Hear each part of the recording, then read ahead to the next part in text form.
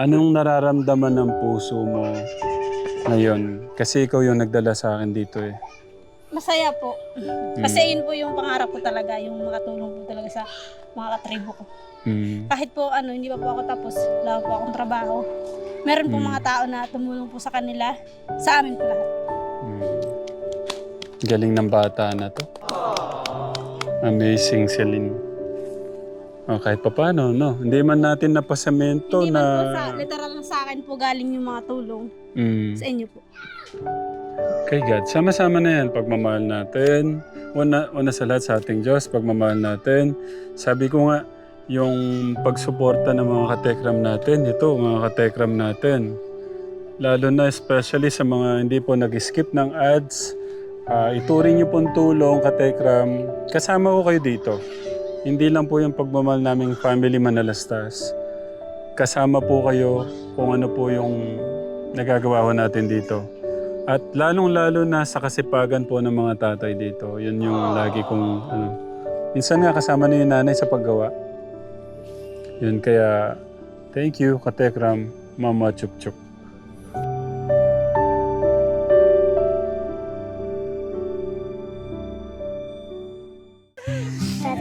Kuya, Tanggalin mo. makita ng mga Katekram natin. Huwag. Katekram. Kukunin na yung Very tao. special to para sa mga bata. Patanggalin ko na yun. Clothing na. Nakagat ko lang. Isang karaw. Kakulo nito, pwede na tayo makain. Mga anak. Bebe. Kuya Jury, yung sabaw, okay na ba to? Hindi siya sabaw. Hindi ba siya magkukulang? Ayun. Speaker naman. Ayun na naman kantahin na. Speaker. Okay na, Katekram. Yung ating special sinampalukan na manok, luto na po. Para sa mga kababayan natin lumaga. Di mamaya. Gutom na ba kayo? Okay, sige.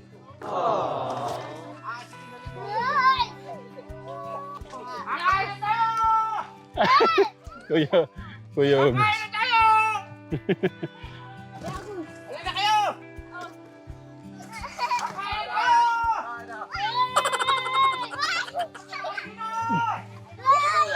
Sige, dyan na lang po kuya. Thank you. Ito yung longest budol fight Katekram in the Philippines. Ay, ganyan ano. Ang magsasantok po ng ulam natin si Ate Celine Katekram. Okay, buksan ko na muna. Ako na. Ang masarap na ulam. Tingin. Okay, Ate Celine, ikaw nang magano niyan. Double time kasi gutom na yung mga anak natin. Oo. Mga aso, titignan nyo ha. Mantayin nyo mga anak. Walang tatakbo ha. Hintayin nyo lang ha. Hintayin lang.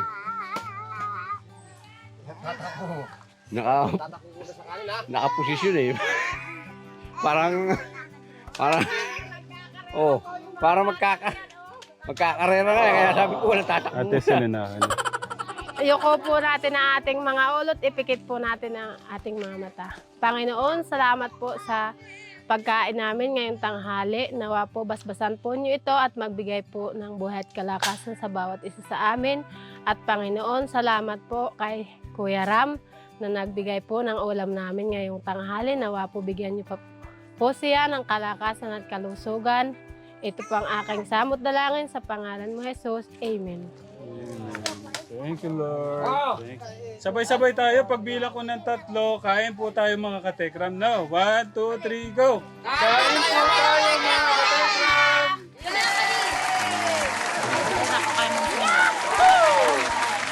Sige, sandali.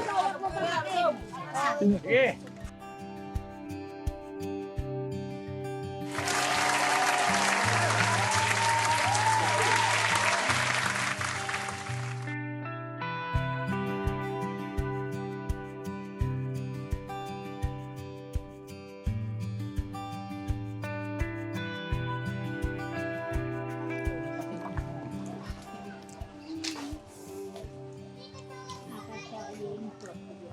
Tanungin ko kung nagkaroon sila ng amnesia sa linuto ko. Pwede pong malaman ang pangalan nyo? Opo, Loretta po ang pangalan. Hindi nasarapan. Si Nanay kaya. Nay, pangalan niya, Nay? Napakasarap po pero alam ko lang po ang pangalan ko, sir. Imelda. Hindi yan. Akala ko makakalimutan yung pangalan. Aba, si Nanay pala yung nagawa dito sa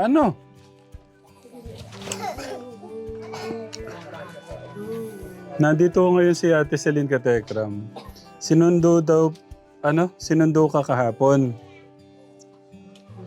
ni tatay.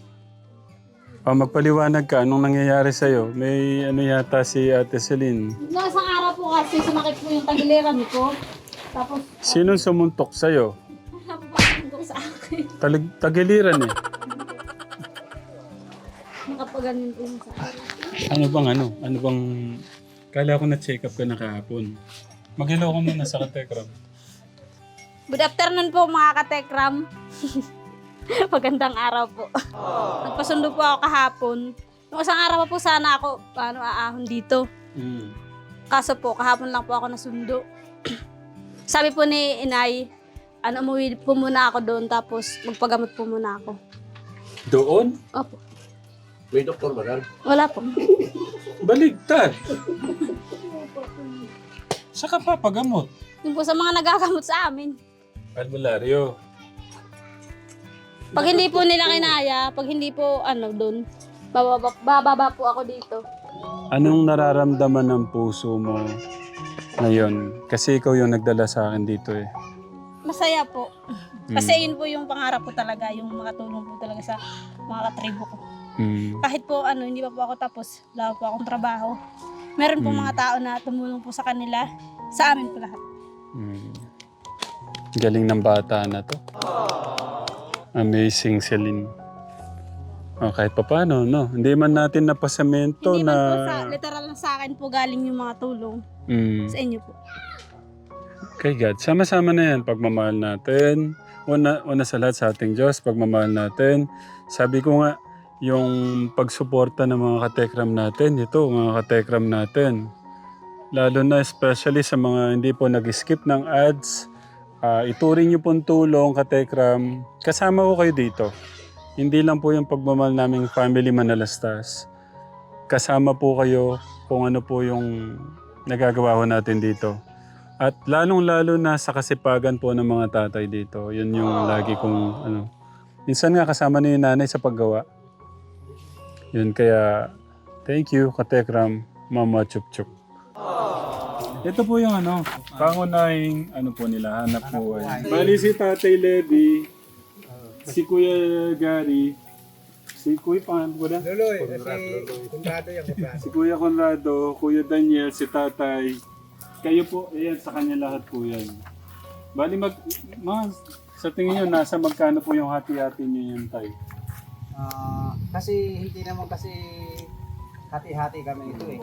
Bukod-bukod eh. Kanya-kanya. Kanya-kanya po. Kung masipag ka rin, may pera ka. Marami kang pera. Gano'n naman talaga tayo. Pagkat medyo tamad ka, tamad din ang pera sa'yo.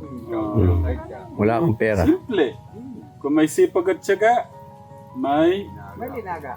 Pero kung tamad-tamad ka tayo, Ay, pasensya ka. pasensya ka na. Ito, kanina to kay Kuya Gary. Kuya Gus, ito, ang dami dito. Ito, malaya po sila. Ito, ganito, malaya po sila na... Ang daming blessing Ang daming blessing na Ito. binibigyan ng ating Diyos sa inyo. Itong anak kong to, yan ang may-ari. Yan sa kanya. What? Totoy. Ito.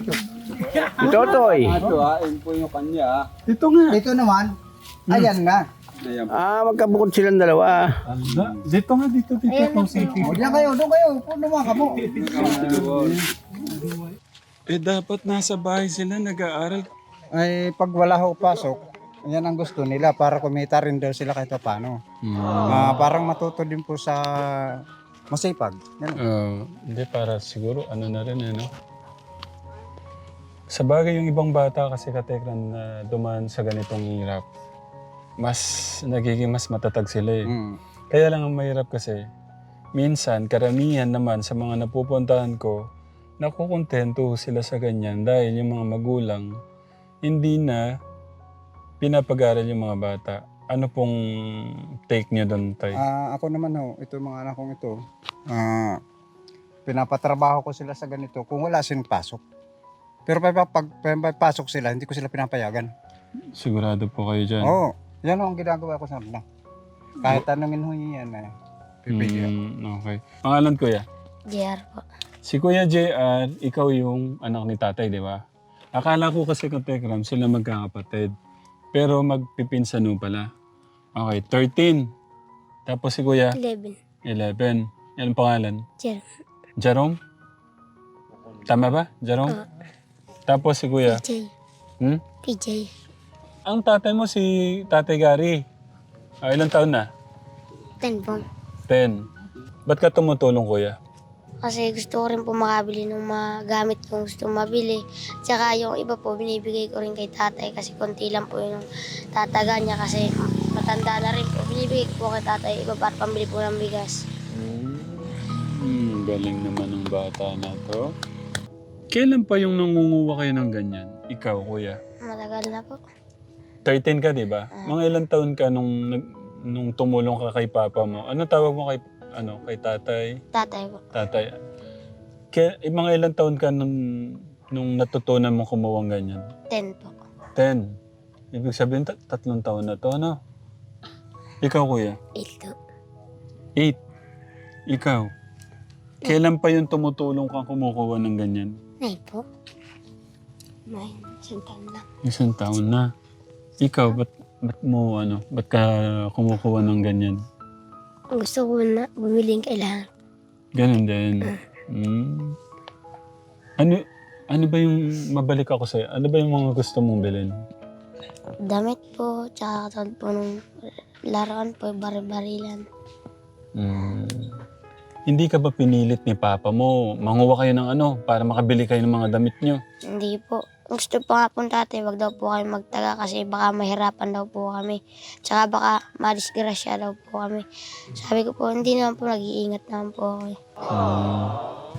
Ikaw, ano yung mga gusto mong bilhin? Mga damit, mga laruan, mga baril-barilan. Gusto mong baril-barilan? At ano pa? Mga bola. Bola. Malungkot naman ako. Ano pa? Wala na po. Laruan, baril-barilan at bola. Ikaw, Kuya?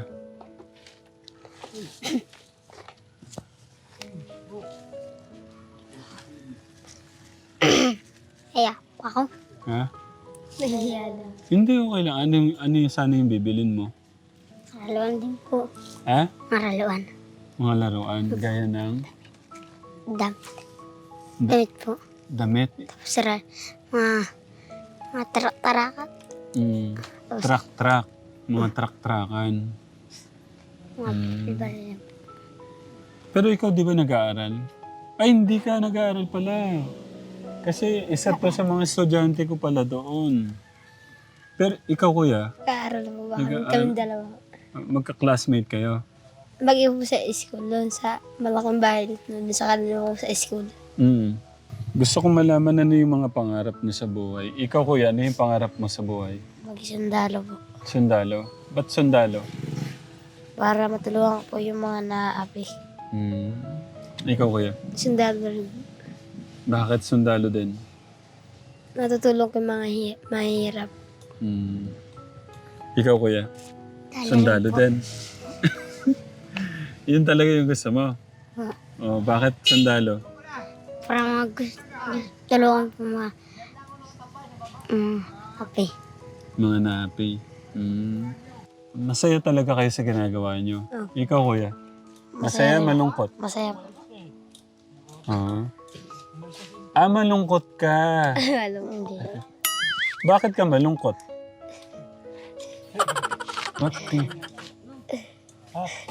Ba't ka malungkot? Huwag ka titignan.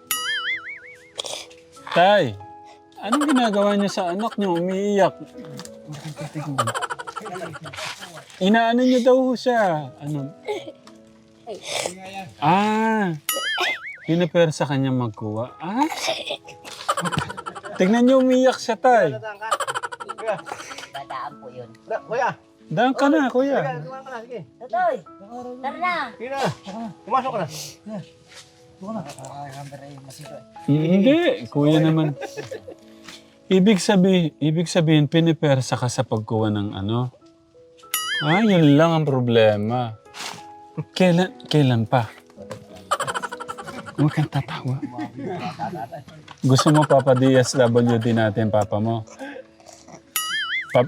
Pa-DSWD natin, ha? Ba't hindi mo sinasabi? Ikaw, dapat kagad mo sinasabi. Si tate, talaga nakalingon yung ano eh. Para may Hindi ko maano si tate, hindi ko ma-prank eh. Masaya talaga sila dito, katekram. Ba't ka nasugatan? Nasugat po yung wawit. Matagal na siguro kasi ano na eh, no? Mga ilang taon na yun? Pwede mo naman tan. Siguro nang bago pa, no? Ganito po yan, sir, kaya nasugat yan. Oo. Eh, tinatamad siya magtaga. Ah. Sabi ko, umuwi ka na at ikaw tinatamad. Ay, nagpilit. Ay, nako. Tayo dito ka nga. Sabi ko sa kanya umuwi ka na kasi natutulog siya doon sa may bato eh. Umuwi ka na at baka maaksidente ka pa. Ay wala, wala, kaya ko to. Pagtaga niya ng ganyan, nadulas. Nalaglag siya sa bato, yun ang tumama. Napakalaki nga niyan. Muntik pa mahimatay yan, mabuti at binugahan ko siya. Hindi, malaki talaga yung pagkakasugat, to. Pero hindi dumugo. Oo. Ayan, tanungin mo siya. Nagkasugat pero hindi dumugo. Binugahan ko siya. Binugahan ko siya ng kuwan. Na medyo may kuwan na tinapal ko rin yung aking nganga. Tinalian ko, walang dugo. Kasi siya hindi natakot. Sa itsura niya, malalim tayo, no? Malaki. Ayun, oh, katekram. Laki. May sugat to palang hindi dumudugo. Meron, pagka naagapan mo ng kuwan, ng mga salita sa mahal na Panginoon. Okay. Sisipag ko ng mga bata rito. Gumagaya lang sa amin matatanda. 13, 11 at saka 9. Ganyan na sila kasisipag. Sabi ko kasi sa kanila, huwag kayong gumaya dyan sa nakikita kong kabataan. Gumaya kayo sa mga katulad sa amin, matatanda, kaunting sipag, kaunting tiyaga. Kahit pa paano, para may kinabukasan at may supply sa pagkain. Kasi kung tamad ka, wala. Gutom. Yan ang tinuturo ko sa kanila, sa mga bata. Itong anak ko. Pero sabi ko, pag-aaral mo, huwag mong pabayaan. Yan lang. Kaya gusto din niya sumama pagka wala silang pasok para may gastusin siya, pagka meron siyang kagaya kung gusto niya mamili ng kung ano-ano dyan sa pagpasok niya, pambili siya. Bali, ito po yung tatay niya, no? Nasa si Kuya Gary. Umuwi na. Di ba, balik daw? May gusto akong sabihin sa inyo. Pakinggan niyo ako, ha? Okay. Ang pag-aaral ay napakahalaga sa buhay natin. Naintindihan niyo ba? Bakit mahalaga yung pag-aaral sa buhay natin? Kasi po, pag wala pong alam ang isang tao, pwede po siya lokohin ng kahit sino. Ikaw, kuya, ba't kailangan natin mag-aaral? Para po natuto tayo. Ano pa? Matulungan natin mga magulang makatapos. Ano pa? Wala na po. Wala na. Okay. Gusto kong tutukan niyo yung pag-aaral niyo. Kasi yan yung susi para makahaon tayo sa kahirapan. Alam niyo ba kung bakit kayo nagkikita-kita? Meron kasi kami nakilala. Si Ate Celine, isang bata na gusto makatapos ang pag-aaral para daw unti-unti mabawasan niya ang kahirapan ng pamilya niya. maganda yung ginagawa niyo, tinutulungan niyo yung tatay niyo sa pagtatrabaho. Kaya lang, dapat pagka wala lang ginagawa, hindi yung may pasok kayo tapos no? Ang dami palang gamot na kailangang inumin no? Oh. Ilang klase po yung gamot niyo? 1, 2, 3. Naku, 4 na gamot. Kaya mag-iingat po kayo. Kaya sabi nga yung kalusugan ay yaman, di ba po? Kaya pag-ingatan niyo po yung ano niyo. Nagpa-ECG po pati ako. Po. X-ray. So malalaman natin yung Sa biyernes. sa Biyernes yung Umaga po, hinihintay ako. result. Sige po, pahinga ho muna kayo ha.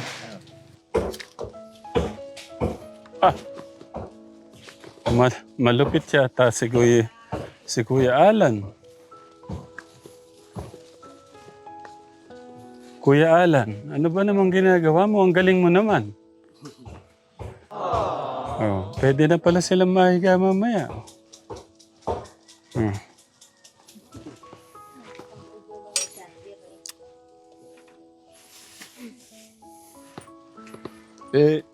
Yung iba kuya binabalatan. Ikaw, hindi mo nababalatan? Gusto mo ako magbalat? Mas matibay nga po yung Pagka wala pong balat. May balat. Okay. pag na po yung X-ray. Ako na maglagari nito, Kuya Alan. Gusto niyo po ba? Gitna natin.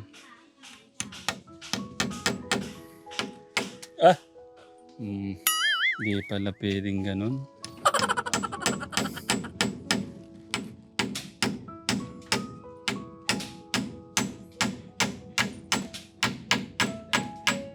Kala ko simple lang, hindi pala.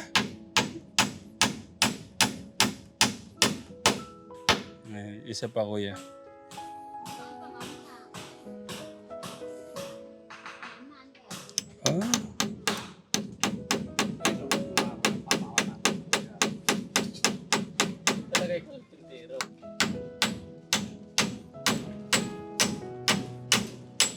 Ayun. Kuya, baka masira ko yung gawa mo. Para hindi siya pantay. Ibig sabihin, may siya, signature ni Tekram.